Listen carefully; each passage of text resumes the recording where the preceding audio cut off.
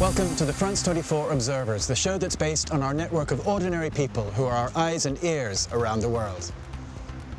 We begin today in Israel, which has long been a haven for migrants from East Africa. Many of them found work and their presence was tolerated, but that has all changed. Now they find themselves being thrown out of the country or held in detention camps.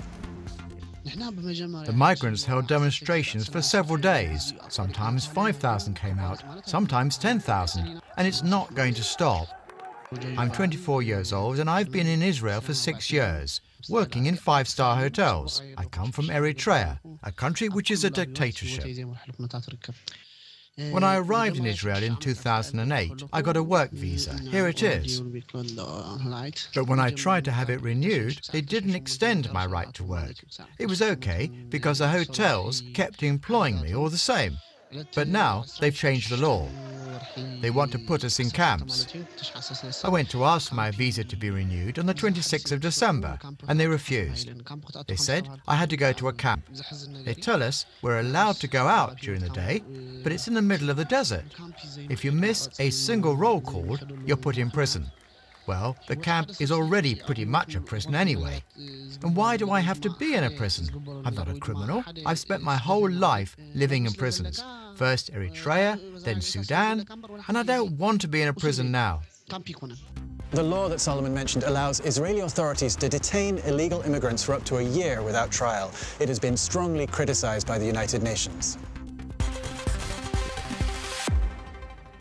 Next up, a witch hunt in Cameroon. It happened in the southwestern town Beya after a teenage girl died in mysterious circumstances. Our observer Matthias says that rumor and superstition took over.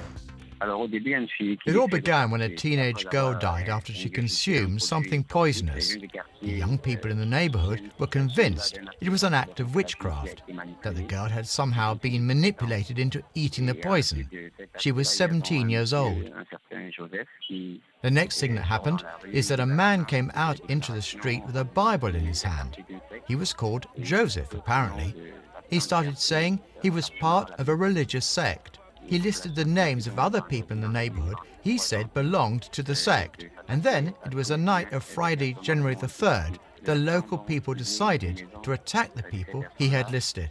So they went to the people's homes, the supposed members of the sect, with machetes, axes and stones. They destroyed their homes and some nearby shops, and they burned 3 vehicles. By the end of the night, 16 residences had been destroyed and 10 businesses. So was there any proof showing that the sect was behind the poisoning? I don't think so. In any case, they should have waited for the police to do their job. Ordinary citizens are not capable of judging whether something is an act of witchcraft or not. They should wait for a proper police investigation. Now for our weekly roundup of other stories and images sent in by our observers. First stop, Mozambique. It's been 20 years since the end of the devastating civil war there, but recent fighting between the government and former Renamo rebels is bringing back old memories. Our observer sent us these pictures taken in the Omwan district. They show civilians fleeing a recent outbreak of fighting, carrying what they can. He says it's a sign that fear is returning to his country. Next, some unusual pictures from North Korea. Not military parades and mass rallies, but dance classes and peaceful landscapes. The 360-degree shots are the work of a visitor from Singapore who says he wanted to show another side of the secretive state. He was only allowed to photograph what the government let him, mostly national monuments, but he hopes in future to photograph ordinary North Koreans going about their lives. Now to Ivory Coast, the commercial capital Abidjan, and a video shot earlier this month. A 5-story building collapses as residents look on.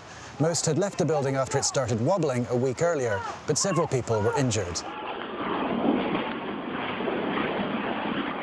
There have been a number of such collapses in the city in recent months, and the construction minister has ordered inspections and reinforcements. Last stop today, Iran, where websites follow the comings and goings of celebrities just like anywhere else in the world. In this case, French actress Bérénice Bejo, star of 2011's The Artist, posing with Iranian director Asghar Farhadi in New York. But the Iranian news site Khabar Online apparently thought Ms. Bejo was showing too much skin, so the photo was retouched to cover her up. That's it for this week. As always, you can find more reports from our observers on our website, on our Facebook and Twitter pages, and on our apps for smartphones. See you next time.